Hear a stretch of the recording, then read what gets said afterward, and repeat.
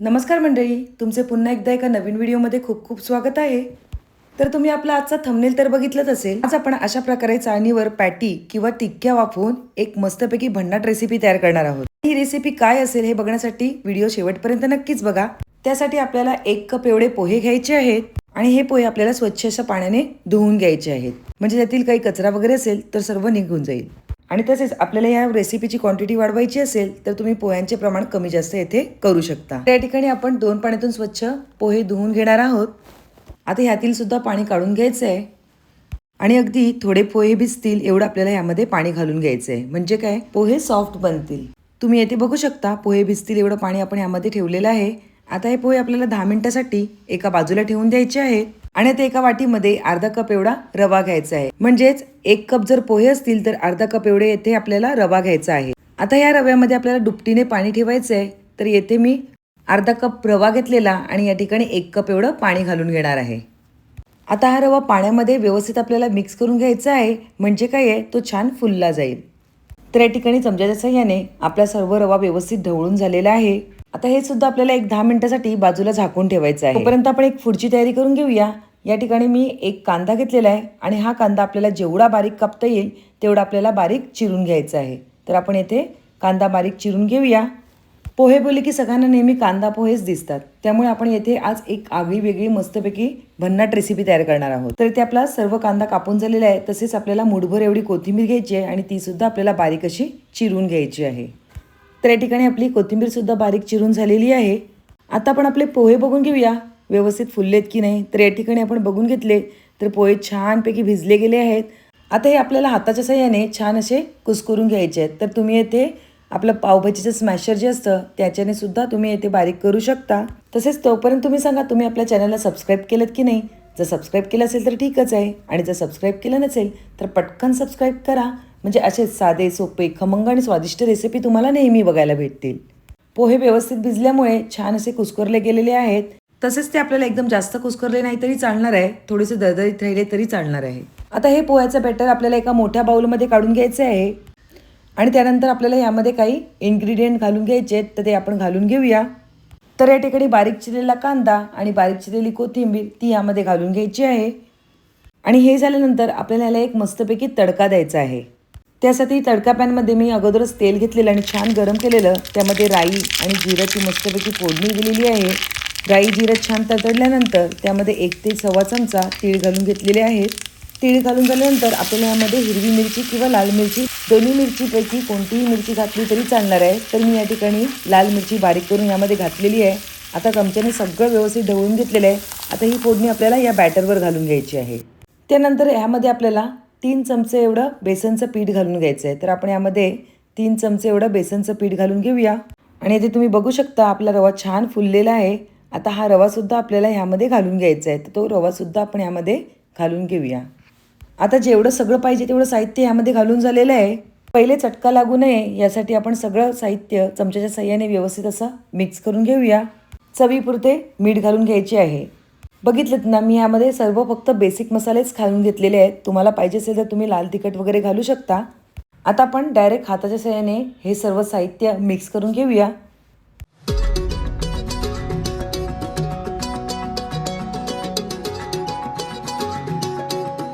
सर्व बॅटर हाताच्या साहाय्याने व्यवस्थित असं मिक्स करून झालेलं आहे. आता हे आपल्याला 10 मिनिटासाठी बाजूला ठेवायचं आहे. त्यानंतर आपल्याला एक चाळण घ्यायची आहे आणि त्याला व्यवस्थित असं तेल लावून घ्यायचं आहे. तुमच्याकडे जर अशा प्रकारची चाळण नसेल तर पुरणयंत्राची जी चाळण असते ती सुद्धा घेतली तरी चालणार आहे. छोटीशी पूर्वतयारी येथे करून घेऊया. तर या ठिकाणी आपल्याला एक पातेलं घ्यायचं आहे, त्यामध्ये पाणी घालून घ्यायचं आहे आणि स्टँड ठेवायचं आहे. तसेच स्टोव्ह काळे पडू नये यासाठी कोकम घालून घ्यायचं आहे. एक 10 मिनिटानंतर बघितल्यानंतर आपलं पीठ हे पहिले जे पातळ होतं त्यापेक्षा जाडसर झालेलं आहे. आता या ठिकाणी आपल्याला हातावर थोडंसं तेल घ्यायचं आहे आणि आपल्याला ह्याच्या छोट्या छोट्या टिक्क्या करून घ्यायच्या आहेत. तर आपण हव्या त्या आकारामध्ये लहान किंवा मोठ्या अशा प्रकारे या टिक्क्या करून घ्यायच्या आहेत. तर तुम्ही याला टिक्क्या किंवा पॅटीस असं दोघांपैकी कोणतंही नाव दिलं तरी चालणार आहे. नेहमी पोह्यांपासून नाश्ता काय बनवायचा हा प्रश्न सगळ्यांनाच पडतो. पण आज आपण ही जी रेसिपी बनवणार आहोत ना, ती बनवली तर आहे पोह्यांपासूनच, पण थोडीशी आगळी वेगळी आणि भन्नाट रेसिपी आहे. संध्याकाळच्या नाश्त्याला नेहमी मुलांना काय खायचं किंवा काय खायला द्यायचं हा प्रश्न आपल्याला नेहमीच पडलेला असतो. तर तुम्ही अशा प्रकारे या टिक्क्या केल्यात ना तर खरंच मुलांना खूप आवडणार आहे. आता या टिक्क्या आपल्याला वाफवायला ठेवायच्या आहेत. तर त्या आपण वाफवायला ठेवूया. एक 5 ते 10 मिनटं आपल्याला ह्याला छान अशी वाफ काढून घ्यायची आहे. चाळण पातेल्यामध्ये ठेवून घेतलेली आहे आणि एक 10 मिनटं आपल्याला एक छान अशी वाफ काढून घ्यायची आहे. तोपर्यंत आपल्याला अजून एक छोटीशी तयारी करून घ्यायची आहे. आता आपण या टिक्क्या नुसत्याच तर खाणार नाही आहोत, त्यासाठी आपण त्याबरोबर एक चटणी तयार करणार आहोत. तर त्यासाठी आपल्याला 2 मीडियम साईजची अशी टोमॅटो घ्यायची आहेत आणि ती आपल्याला स्वच्छ धुवून कापून घ्यायची आहेत. तर या ठिकाणी आपली टोमॅटो कापून झालेली आहेत. टोमॅटो चिरून झाल्यानंतर आपल्याला एक कांदा घ्यायचा आहे आणि तो सुद्धा आपल्याला कापून घ्यायचा आहे. तर या ठिकाणी आपण कांदासुद्धा कापून घेऊया. या ठिकाणी आपल्याला जाड्या आकारात सुद्धा कांदा टोमॅटो कापले तरी चालणार आहे. तसेच या ठिकाणी मी येथे लाल मिरच्यांचा वापर केलेला आहे. या झाडावरच पिकलेल्या लाल मिरच्या मी घेतलेल्या आहेत. या ठिकाणी सगळं साहित्य चिरून झालेलं आहे. आता आपल्याला गॅसवर पॅन ठेवायचं आहे आणि त्यामध्ये थोडं तेल घालून घ्यायचं आहे. तेल छान गरम झालं की त्यामध्ये आपल्याला एक अर्धा चमचा एवढं जिरं घालून घ्यायचं आहे आणि जिरं छान फुलल्यानंतर आपण कापून घेतलेले जो कांदा टोमॅटो आणि जी मिरची आहे ते सर्व ह्यामध्ये घालून घ्यायचं आहे.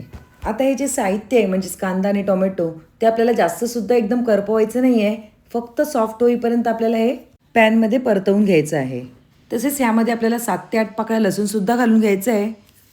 एक 2 ते 3 मिनिटानंतर कांदा आणि टोमॅटो छान असा सॉफ्ट झालेला आहे. या स्टेजला आपल्याला गॅस बंद करून घ्यायचा आहे.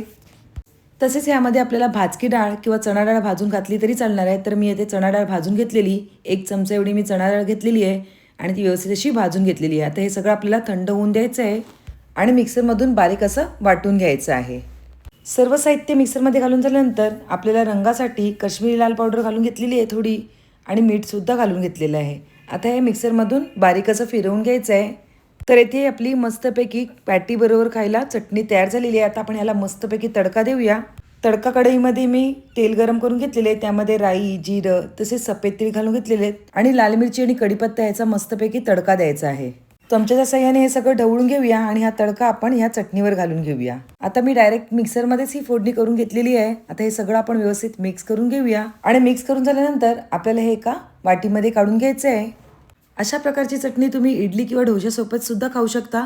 खरंच खूपच छान ही चटणी लागते. शिवाय तुम्ही ढाब्यावर सुद्धा अशा प्रकारे चटणी नक्कीच खाल्ली असेल. आपल्या या चटणीला रंग सुद्धा खूप छान आलेला आहे. 2 ते 3 दिवस फ्रीजमध्ये ही चटणी आरामात टिकू शकते. 10 मिनिटानंतर अजून थोडेसे सेट होण्यासाठी मी हे 10 मिनिटं ठेवलेली आणि हे मस्तपैकी टिक्की म्हणजेच पॅटी तयार झालेले आहेत. तुम्ही इथे बघू शकता. तेल लावल्यामुळे सगळ्या पॅटी अगदी सहजच ह्या निघाल्या जात आहेत. आता या पॅटी आपण अशाच सुद्धा खाऊ शकता जर तुम्ही डाएट वगैरे करत असाल तर. पण यांना अजून चटपटीत आणि चमचमीत बनवण्यासाठी आपण एक छोटीशी प्रोसेस करून घ्यायची आहे. यापुढे आपल्याला पॅनमध्ये थोडं तेल घालून घ्यायचं आहे. पॅनमधील तेल तापल्यानंतर आपल्याला त्यामध्ये थोडं जिरं घालून घ्यायचं आहे आणि तसेच सफेद तीळ घालून घ्यायचे आहेत. सफेद तिळामुळे आपल्या रेसिपीची चव ही दुपटीने वाढते, त्यामुळे आपण येथे सफेद तीळ घातलेले आहेत. आता अजून चटपटीत आणि छान बनवण्यासाठी आपण यामध्ये थोडा पावभाजी मसाला घालून घेणार आहोत आणि तसेच काश्मीरी लाल पावडर घालून घेणार आहोत. हे सर्व पुन्हा पॅनमध्ये व्यवस्थित मिक्स करून घ्यायचं आहे. तर आपण सगळ्या मसाल्यांचे फ्लेवर मुळेपर्यंत छानपैकी ह्या पॅनमध्ये हे सर्व मिक्स करून घेऊया. चवीपुरतं अगदी थोडंसं मीठ घालून घेतलेलं आहे. पुन्हा सर्व व्यवस्थित परतवून घेऊया आणि तयार करून घेतलेल्या ज्या पॅटी आहेत त्या सर्व आपण यामध्ये घालून घ्यायच्या आहेत. या पॅटी किंवा कटलेट ह्यामध्ये घातल्यानंतर आपल्याला व्यवस्थित सर्व मसाल्यामध्ये मिक्स करून घ्यायचे आहेत, म्हणजे सगळा मसाला सगळीकडे व्यवस्थित लागला जाईल. आणि तसेच सगळा मसाला लागल्यानंतर एक 2-2 मिनटं दोन्ही साईडला छान असं खरपूस आपल्याला भाजून घ्यायचे आहेत, म्हणजे काय त्याचा क्रिस्पीनेस छान होईल.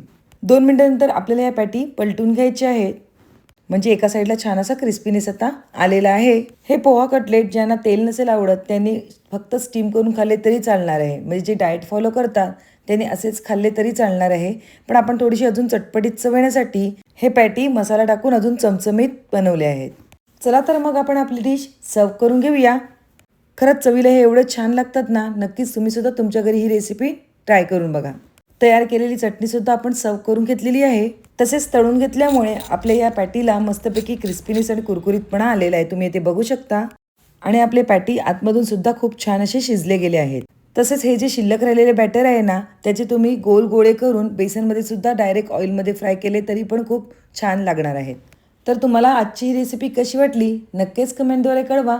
रेसिपी आवडली असेल तर पटकन एक लाईक करा. तसेच तुमच्या फ्रेंड्स आणि रिलेटिव्हसोबत आपली ही लिंक शेअर करायला अजिबात विसरू नका. पुन्हा एक नवीन रेसिपी घेऊन येऊया. तोपर्यंत बाय बाय. थँक्यू.